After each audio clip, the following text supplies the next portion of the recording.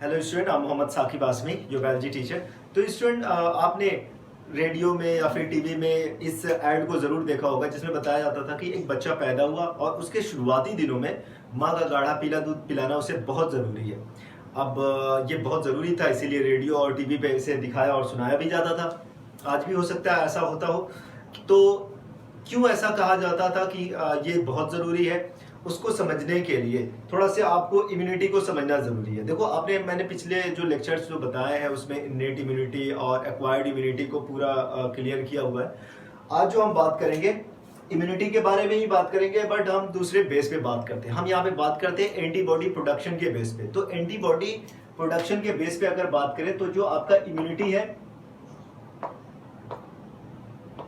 फिर से दो पार्ट में आप इसको डिवाइड कर सकते हैं। तो ये इस बार दो पार्ट में डिवाइड होगा, बट थोड़ा सा अलग। इस बार आप इसको active immunity and passive immunity में समझने की कोशिश करेंगे। Active and passive immunity.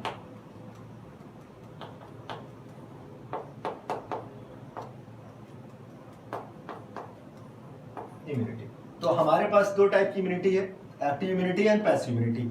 तो होता क्या है ना, पहले हम एक्टिव इम्यूनिटी से स्टार्ट करते हैं। देखो, अगर एंटीबॉडी के प्रोडक्शन के बारे में बात हो रही है कि अगर एंटीबॉडी का प्रोडक्शन हमारी बॉडी के अंदर हो रहा है, जैसे हमारी बॉडी के कांटेक्ट में कोई एंटीजन है, ये एंटीजन है, ये हमारी बॉडी के कांटेक्ट में आ गई, ये हमारी बॉडी है। हमारी बॉडी के जैसे ही कांटेक्ट में आता है, हमारा इम्यून सिस्टम रिस्पॉन्स करता है। अगर हमारी बॉडी की ये कांटेक्ट में आएगा तो हमारी बॉडी में जो लिम्फोसाइट सेल्स होती हैं, लिम्फोसाइट सेल्स जो होती है, चाहे वो बी लिम्फोसाइट्स हो चाहे टी लिम्फोसाइट्स हो, वो रिस्पॉन्स करती है। उसमें से स्पेशली बी लिम्फोसाइट क्या करेगी, प्लाज्मा सेल को बनाएगी, और प्लाज्मा सेल आपका क्या बनाएगा, तो आपका एंटीबॉडी बनाएगा। बड़ा स्पेशल टाइप का प्रोटीन होता है जिसके बारे में मैंने पिछले लेक्चर में समझाया भी था। एंटीबॉडी को प्रोड्यूस करेगा और ये एंटीबॉडी जाके क्या करेगा, उस पैथोजन को, उस एंटीजन को जाके इरेडिकेट कर देगा जो हमारी बॉडी में इन्वेड कर गया था। अब ये जाके किस पे अटैक कर देगा, उस एंटीजन को जाके ऐसे खत्म कर देगा, ठीक है। बट ये इनका जो रिस्पॉन्स होता है ना, वो स्लो होता है। क्यों? क्योंकि पहले क्या होगा, बॉडी के अंदर इंटर करेंगे, लिम्फोसाइट जो होंगी वो एक्टिवेट होंगी, फिर उसके बाद प्लाज्मा सेल बनेगी, प्लाज्मा सेल से एंटीबॉडी बनेंगे, तब जाके उनको जाके किल किया जाएगा, या एंटीजन या फिर कोई भी पैथोजन हमारी बॉडी के अंदर आ गया उसको जाके इरेडिकेट करेगा। लेकिन तो इसका मतलब ये थोड़ा सा स्लो प्रोसेस हो गया। कौन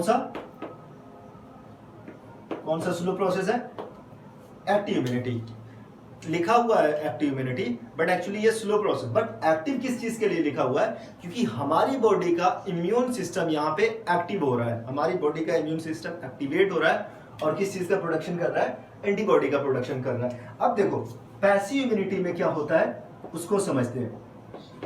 अब पैसिव इम्यूनिटी में ये होता है कि प्रिपेयर्ड एंटीबॉडी को, जैसे कोई इंसान है, उसके अंदर एंटीबॉडी का प्रिपरेशन हुआ और उसको हमारी बॉडी के अंदर डाल दिया गया, कहीं बाहर से एंटीबॉडी को प्रिपेयर करके हमारी बॉडी के अंदर डाल दिया गया, तो यहाँ पे हमारा जो इम्यून सिस्टम था उसको एक्टिवेट होने की कोई ज़रूरत नहीं है। जब ऐसा हुआ तो इसीलिए इस टाइप की इम्यूनिटी को क्या बोला गया, पैसिव इम्यूनिटी, क्योंकि यहाँ पे हमारा इम्यून सिस्टम एक्टिवेट नहीं हो रहा है। अब उसका एग्जाम्पल जो आपका दिया हुआ है, वो दो एग्जाम्पल दिया हुआ है। एक तो वो जो मैंने बताया ब्रेस्ट फीडिंग को लेकर, जो बच्चे के अर्ली डेज होते हैं, शुरुआती दिन होते हैं, कुछ महीने तक कहा जाता है कि उसको ब्रेस्ट फीडिंग में जो माँ का जो गाढ़ा पीला दूध होता है वो पिलाना चाहिए। क्यों कहा जाता है उसको देखो, क्यों समझते हैं। देखो, जो माँ का गाढ़ा पीला दूध होता है उस केमिकल को या फिर उस फ्लूइड को हम कहते हैं कोलेस्ट्रम। उसको क्या बोलते हैं, कोलेस्ट्रम बोलते हैं। और इस कोलेस्ट्रम के अंदर एक एंजाइम होता है, या फिर सॉरी एंजाइम बोल रहे हैं, एक एंटीजन होता है जिसको हम क्या बोलते हैं, IgA। और ये IgA बहुत ही जरूरी होता है उस बच्चे के लिए, क्योंकि वो बच्चा जो अभी इस दुनिया में आया हुआ है उसका इम्यून सिस्टम बहुत ही वीक है, और ये एंटीबॉडी बहुत सारे पैथोजन से उसको प्रोटेक्ट करता है, बहुत सारी बीमारियों से उसको बचाता है। तो होता क्या है ना कि लोग इस चीज को समझ नहीं पाते, इसकी इंपॉर्टेंस को समझ नहीं पाते, और मे भी अगर उन्होंने मिस कर दिया, वो लैक्टेशन मिस कर दिया, उस बच्चे को उन्होंने ब्रेस्ट फीडिंग नहीं करवाई, तो उसके काफी टाइम तक IgA का फॉर्मेशन नहीं होता, क्योंकि बच्चा अभी उतना मेच्योर नहीं है कि उसकी बॉडी इतनी मेच्योर नहीं कि IgA का फॉर्मेशन कर सके। तो शुरुआती दिनों में जो मदर के कोलोस्ट्रम से जो उसके अंदर IgA पहुंच गया, वो उसको प्रोटेक्ट करेगा बहुत सारी बीमारियों से। नहीं पहुंचा तो कई सालों तक, मे बी 8-10 सालों तक उसको बहुत सारी बीमारियां, वो वीक हो जाता है, कई पैथोजन उसको आके अटैक कर सकते हैं, आपको बहुत ज्यादा बचाना पड़ेगा। तो पहले तो चीज ये हो गई, और ये आई होप कि समझ में भी आ गया। तो इसमें क्या होता है ना, ये एग्जाम्पल किसका है, ये पैसिव इम्यूनिटी का एग्जाम्पल है। कौन सा, ये वाला जो कोलेस्ट्रॉम की फीडिंग होती है, जो माँ का गाढ़ा पीला दूध होता है उसकी जो फीडिंग होती है बच्चे को, तो वो आपका पैसिव इम्यूनिटी। क्योंकि IgA का प्रिपरेशन कहाँ पे हुआ, इसका मैन्युफैक्चरिंग कहाँ पे हुई, ये मदर की इम्यून सिस्टम ने इसको मैन्युफैक्चर किया और ब्रेस्ट फीडिंग के टाइम पे ये बच्चे के अंदर चला गया। ठीक है, बच्चे की इम्यून सिस्टम ने इसको प्रिपेयर नहीं किया, इसीलिए इसको पैसिव इम्यूनिटी में रखा गया। दूसरा क्या होता है, एक छोटा बच्चा माँ के पेट में है और आपको मालूम है वहां पे प्लेसेंटा होता है, तो प्लेसेंटा के थ्रू सारी चीजें जो न्यूट्रिएंट्स होते हैं और वेस्ट प्रोडक्ट होते हैं उनका एक्सचेंज होता है, वो सारे केमिकल का ट्रांसपोर्टेशन होता है।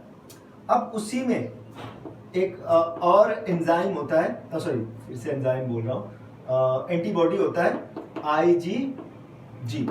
ये एंटीबॉडी, कई एंटीबॉडी होते हैं, IgA होता है, IgG होता है, IgE होता है, एक आध और होते हैं। तो ऐसे IgG जो होता है ये पहुंच जाता है उस बेबी के अंदर, फीटस में पहुंच जाता है, उस बच्चे के अंदर पहुंच जाता है, उस ड्यूरिंग प्रेगनेंसी भी प्रोटेक्शन प्रोवाइड करता है और उसके बाद भी प्रोटेक्शन प्रोवाइड करता है। तो IgG ये भी मदर के अंदर बना, IgA मदर के अंदर बना, किसके अंदर जाके काम कर रहा है, किसको इम्यूनिटी दे रहा है, बच्चे को इम्यूनिटी दे रहा है, बच्चे की इम्यूनिटी को बना रहा है। इसका मतलब ये वाली कौन सी इम्यूनिटी हो गई, ये दोनों किस इम्यूनिटी के एग्जांपल है, ऑफ कोर्स पैसिव इम्यूनिटी के एग्जांपल है। एक्टिव इम्यूनिटी जो है यहाँ पे दिया गया है, एक्टिव इम्यूनिटी स्लो काम करती है, पैसिव इम्यूनिटी फास्ट काम करती है, क्योंकि ऑलरेडी रेडीमेड इम्यूनिटी है, जो पहले से बनी हुई इम्यूनिटी है वो हमारी बॉडी के अंदर जा रही है। ओके, देखो ये चीजें जो हमने समझी, ये भी नेचुरल है, ये भी नेचुरल कंडीशन में ऐसे ही होता है। बट कभी कभी होता है ना,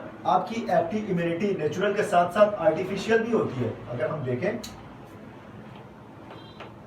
नेचुरल के अलावा ये आर्टिफिशियल भी होते हैं, और आर्टिफिशियल का एग्जांपल जो होता है वो वैक्सीनेशन है, जिसको मैं नेक्स्ट वाले लेक्चर में एक्सप्लेन करने की कोशिश करूंगा। तो दोनों आर्टिफिशियल और पैसिव इम्यूनिटी के बारे में जब बात करेंगे तो पैसिव इम्यूनिटी भी दो टाइप का होता है, एक तो आपका नेचुरल होगा और इसमें भी एक क्या होगा, आर्टिफिशियल।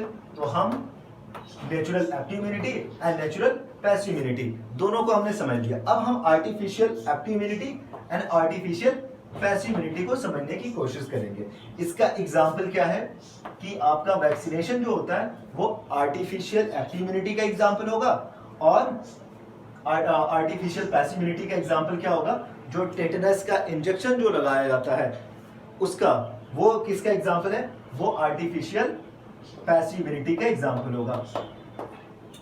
तो इन चीजों को भी हम नेक्स्ट लेक्चर में समझने की कोशिश करेंगे। आई होप कि आपको ये सारी चीजें समझ में आ गई।